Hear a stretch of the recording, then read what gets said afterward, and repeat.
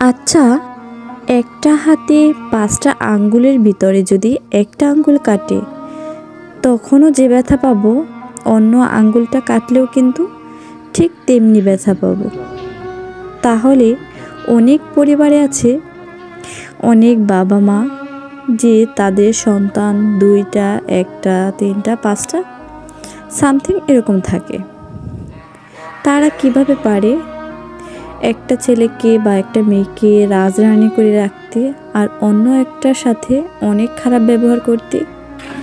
এরকম বাবা মা যারা আছেন, আমি বলবো আপনাদের যদি একটা সন্তানে খুশি থাকেন তাহলে দ্বিতীয়টা আবার কিসের জন্য নিতে হবে?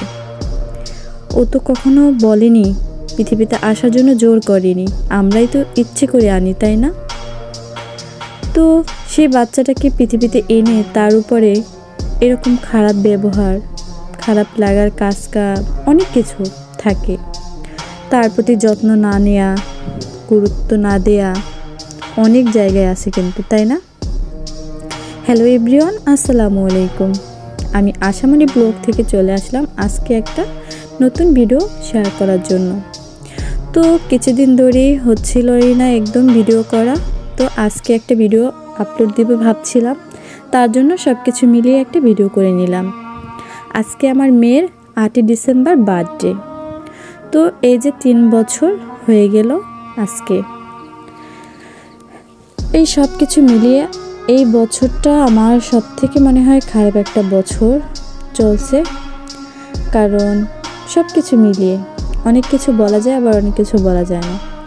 প্রত্যেক বছর আমার মেয়ের বার্থডে উপলক্ষে অনেকগুলো কেক আনা হয়, এমনিতেও মাঝে মাঝে এনে দেওয়া হয়, মাঝে মাঝে অনেকগুলো কেক এনে দিয়েছি, কিন্তু বার্থডে উপলক্ষে এই ফার্স্ট টাইম আমার মেয়ে কোনো কেক কাটলো না।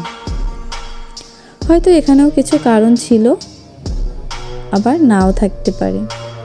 সব কিছু মিলিয়ে তারপর আলহামদুলিল্লাহ আমার মেয়েকে যতটুকু সম্ভব আমি চেষ্টা করি আমার মন প্রাণ উজাড় করে যতটা সম্ভব ওকে খুশি রাখার জন্য।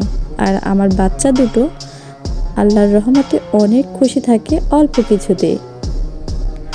আর আমার মেয়েটা একটু জেদি, কিন্তু মাশাআল্লাহ ওর মন মানসিকতা অনেক ভালো। তো এই যে ছোট্ট ছোট্ট পায়ে কিন্তু আমার মেয়ে হাঁটতেছে। ও কিন্তু অনেক মিষ্টি মিষ্টি কথা বলতে পারে। আমি চাই তোমরা সবাই আমার মেয়ের জন্য দোয়া করো, সব সময় যেন মানুষের মতো মানুষ হতে পারে, সব সময় যেন ভালো থাকে, সুস্থ থাকে, আর ওর সব ইচ্ছেগুলো যেন আমি পূরণ করতে পারি। উপর আল্লাহ যদি চায় হয়তো আমি সব ওর ইচ্ছেগুলো পূরণ করে দেব। ওর পাশে কে আছে বা নাই তা নিয়ে আমার কোনো মাথা ব্যথা নেই।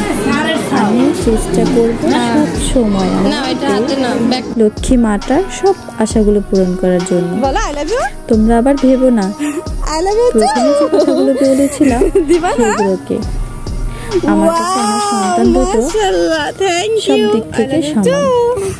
আমি যে কোনো জিনিস কিনতে গেলে কিন্তু কখনো একটা জিনিস কিনে নিয়ে আসি না, দুজনকেই দেব, সমান সমান দেব। ও মেয়ে বলে যে ওকে একটু কম দেব এমনটা না। তো সবাই দোয়া করবা আমার বাচ্চাদের জন্য। আল্লাহ হাফেজ।